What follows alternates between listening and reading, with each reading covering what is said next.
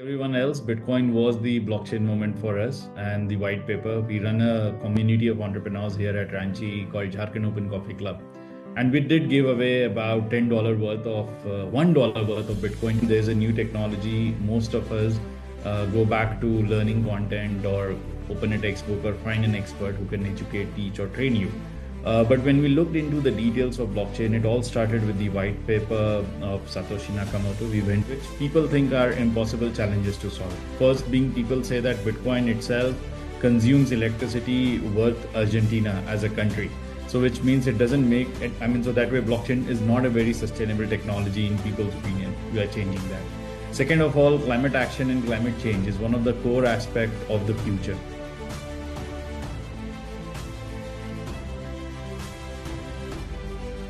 Hey everyone, welcome back to SecureDApp. As always, this is your host and host Kunal, and today we are back with a new series called the 12-minute show of SecureDApp. So what is a 12-minute show? We will be going to discuss with co-founders. We will be sitting with co-founders, Web3 developers and Web3 builders and understand what's their vision.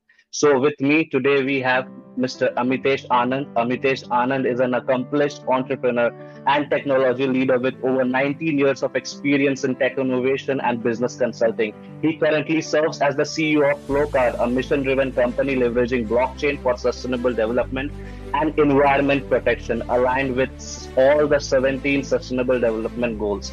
As the founder and partner of 366PI Technologies, Amitesh has been at forefront for developing the next-gen solutions across industries such as oil and gas and healthcare and enterprise technology. So thank you, Amitesh, to join. So that because you joined, and it's a pleasure to host you. Thank you, Kunal. It's the pleasure and the privilege. Both are mine. Thank you. So Amitesh, when I heard about Flowcard, so what's the first what's the first thing drew towards blockchain Web3 technology? Was there a specific moment or project that made you realize that this is where future lies? Thank you. Like everyone else, Bitcoin was the blockchain moment for us and the white paper. We run a community of entrepreneurs here at Ranchi called Jharkhand Open Coffee Club. And we did give away about $10 worth of $1 worth of Bitcoin to everybody in the community event in 2016. And it's worth a lot of money today. So, and the curiosity, the questions of people, and for them to be able to trust what we were doing was a changing point. Of course, there were speculations and questions, and we thought, why not change the game and build something meaningful, where the potential of technology can be actually accelerated. Trust and transparency. These were two key words that drew us towards blockchain. Flowcard is built as a solution layer which is built on top of it. So that's how our blockchain or Web3 journey began for now. Okay, Amitesh. So transitioning from your earlier experiences to leading Web3 ventures like Flowcard, what were some of the biggest mindset or skill shifts for you, and you had to make changes how you took along that through the venture ahead? Thank you, Kunal. That's a good question, because that's a question that we asked everyone else. Every time there's a new technology, most of us go back to learning content or open a textbook or find an expert who can educate, teach, or train you. But when we looked into the details of blockchain, it all started with the white paper of Satoshi Nakamoto. We went into the basics. We applied the first principles, and what we really uncovered that most of the computer science is being covered there.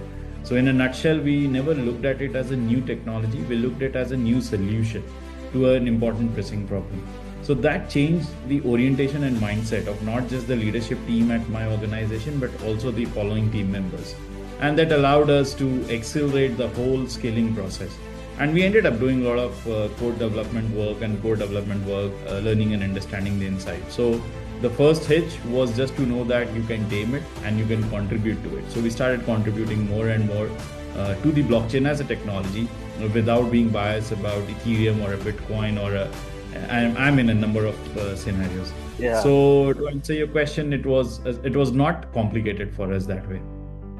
Okay, sure. So how would you describe the core vision of behind Flowcard, and what gaps in the market or user experience are you aiming to fill? Excellent. So Flowcard is a company built around sustainability, and what we are trying to do is pick up challenges which people think are impossible challenges to solve. First, being people say that Bitcoin itself consumes electricity worth Argentina as a country. So which means it doesn't make it. I mean, so that way blockchain is not a very sustainable technology in people's opinion. We are changing that.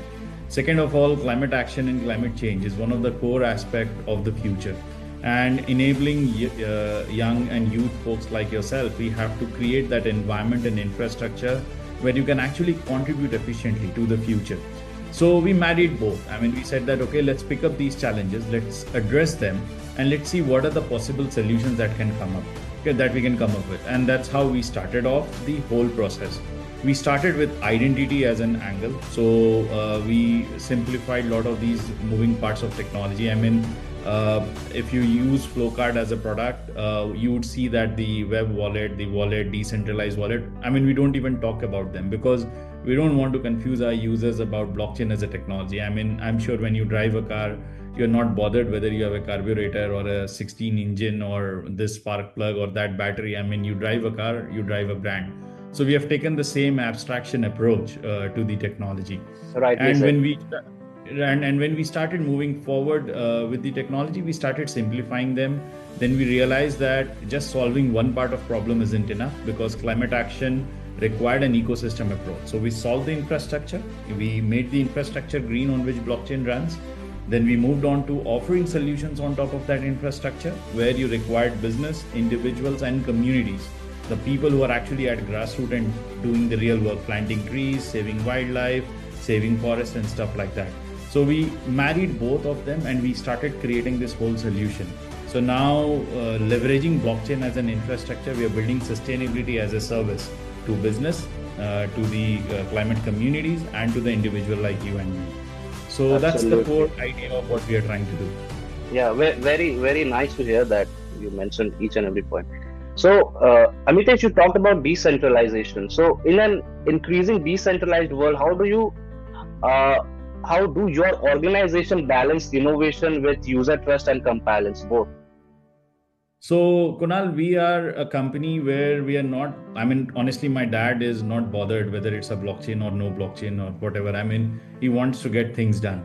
So when we, and that's how we look at enterprise. I mean, I'm taking that as an example because he's an old man in his late 70s. I mean, he's really not bothered about anything what's happening under the hood. So when we reach out to enterprise, because that's where we make our money from, we don't confuse them with these terminologies. We focus on adoption.